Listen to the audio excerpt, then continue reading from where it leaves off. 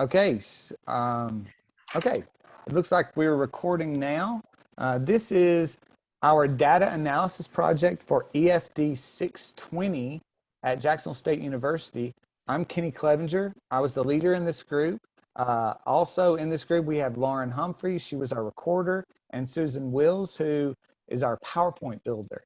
And we are going to walk through some suggestions we have for the data that was collected from the fictional classroom of Mrs. Esperanza. Okay, so we're gonna just start moving.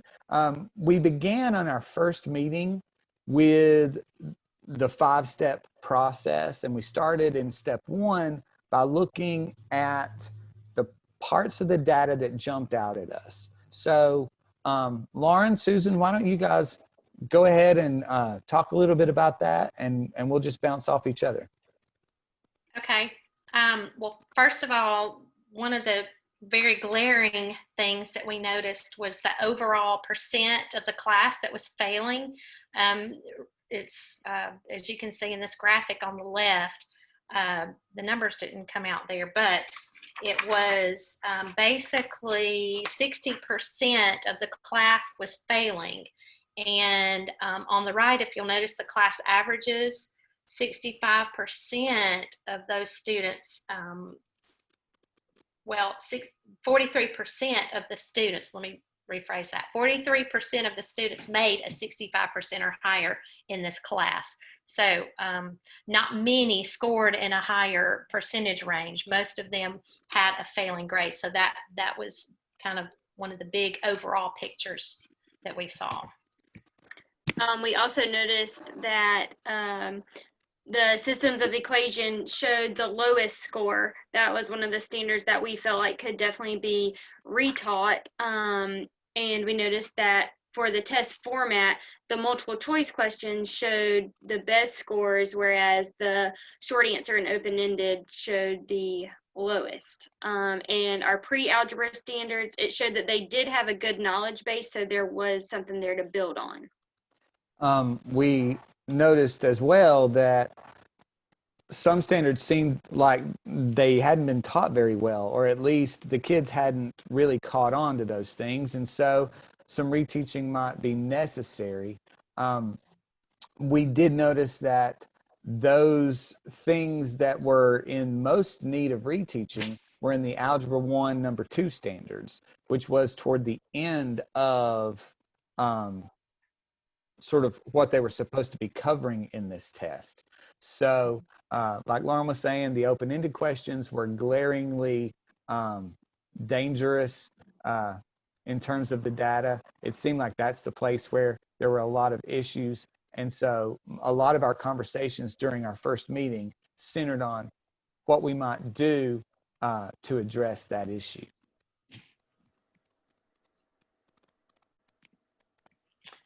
And then next was we discussed how to help the student learning progress as a result of looking at some of the places where the students were having the most trouble. And we found that the test taking strategies, again, the lowest percentages were made in the open-ended type of questions. So the students needed more teaching on how to take these type of tests and these type of questions. And then there were 15 standards that were actually tested in this class, and 7 of these had failing percentages. So these are the ones such as the systems of equation, the writing and solving those type of questions, the literal equations, linear equations, and percents. Those were some of the standards that had failing percentage. So those are the ones that the students should focus on. And one of the things we talked about was that teachers aren't always used to standards-based teaching, and that this possibly was an indicator of that, the fact that 7 whole standards, almost half of the standards that were supposed to have been covered based upon this test, were places where the students were struggling, might suggest that standards-based teaching wasn't really what was happening in the classroom. And to follow up on what both you guys said, like Susan said, the 15 standards being so many, and you, Kenny, are talking about the 7 standards that were failing, might suggest that we need to break it up into a smaller set of objectives and teach more frequently so that we know if they really are understanding and grasping those concepts before we just move on. And talking about the teaching the systems of equation, only 34% of those passed, so that would definitely need to be an area where it needs to be retaught, and when it is retaught, maybe we need to think about where the disconnect is with that, and the types of questions on the test. If those were given prior, were they able to practice those or not? Those are all very good points, and that led us to a discussion as we were heading into step 3, which is about the good news. You know, what good things are there in this data? We began to talk together about how teacher leaders and instructional leaders in a school are tasked with the very difficult challenge of helping teachers understand how to change their practice sometimes in order to meet the needs of students. And if we really use assessments in the right way, that's exactly what we should be doing. And it's a very clinical way of looking at teaching, but it's not necessarily what many people are comfortable with. And so it's our job as leaders to try and help the teachers understand that. So when we get to this part about the good news, I was really excited to see that that was something we were supposed to be looking at, even though honestly in our first meeting, I was the one who was like, I don't see a whole lot of good stuff here. But the other guys, they helped me see some of the good parts. And that's really good because the teachers often need to have a little bit of praise in order to accept the constructive criticism that's going to come next. So let's talk about the good things. So I definitely, oh, go ahead, Susan, sorry. I'm sorry. Well, I was going to say when we started talking about this, right off we noticed that the pre-algebra standards, it seemed that most students were doing well with those standards, the 4 or 5 standards that were tested there. So that was a good thing in that they had a good knowledge base with those standards. So the teacher could build upon that when she moved into the next set of number 1 standards. Did you want to say something, Lauren? Go ahead. Oh yeah, sure. I was just going to say, about the positivity from us as leaders. The teacher's probably feeling a little bit down because of how terrible her test scores were. So if we can use something to build her up, like not every standard is going to have to be retaught. So that's a good thing right there. And like both of you guys are saying, there is a good knowledge base there, and a 32% is not as bad as it could be. I mean, it could be a 20%. So there is something to build off of. There is room to grow, which is a great thing in spite of, the not great scores. Absolutely. Yeah. Absolutely. And then we noticed too that most type of questions that the students have been given, the multiple choice, short answer, and open-ended and all that, most of those students did have a 50% passing score. So as far as the type of questions that she would have to focus on, the test taking skills would only really be the open-ended questions because they did well on the others. Absolutely. And so that leads us to the next step in the process, which was identifying the problems of practice that are suggested by this data. And that's something that's very important for leaders in a school, whether it's an instructional leader or a teacher leader within a department.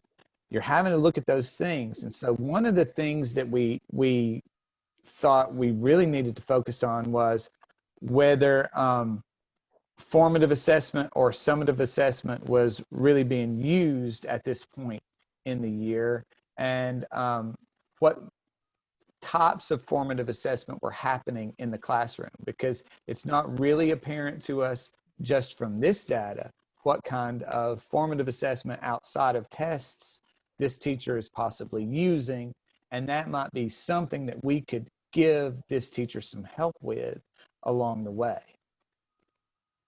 Yeah, and one of those ways is small group instruction. Of course, the RTI, which is mandated in the schools for them to have some type of extra tier instruction, maybe in the morning with some of these specific standards that they needed. So that was one way we could help the teacher. And another way that we talked about was even just making sure that the teacher knew how to do small group instruction, like how proficient she was with that, if she understood it, or if she may have needed a little bit of guidance or extra training with that. And another thing that we really hit on was we don't want instruction for the whole group. We want to continue forward and continue hitting those next concepts, but we also need to make sure that that lower group is getting the instruction time that they need as well. Mm-hmm. Absolutely. And of course, that leads us to step 5, which was where we were able to talk about the key conclusions that we came up with. And these are some of those things. The first thing we said, identify students needing small group instruction. Because like Lauren was just saying, it's not everyone in the class that needs the small group instruction. And it could very well be that the teacher isn't well versed in how to do small group instruction. Another thing that we could look at is reviewing the test taking skills and the objectives. Like, were the students prepared for that type of test? And the objectives, we go back from the beginning, those objectives, the ones taught very last, was that just rushed through, or were they really covered very thoroughly? And then, of course, the standards that needed reteaching, identify those that had 50% or more students who did not pass. Those are obviously the standards that the teacher needs to be focused on. So when you break it up into smaller chunks like that, to give those students that didn't pass those standards, it's a little bit easier, not quite as overwhelming with all the standards that had to be taught. So. And identifying ways to move the whole class forward while you're still doing small group instruction. These are things that we as leaders can definitely help our teachers learn to do. And whether it's, giving that in-house PD or offering some things to look at online or some books to look at to help a teacher in that way, giving her the stuff she needs to do these things, that's our job. And those were really our conclusions, finding ways to help this teacher in a positive way get beyond where she is right now. So those are all of our steps that we covered, and this has been our presentation. It's really been an interesting journey through the data and looking at how data can inform a leader about what to do with faculty to help them along the way. Thank you. I hope you enjoyed this presentation, and we look forward to your feedback. Thanks so much. Thank you.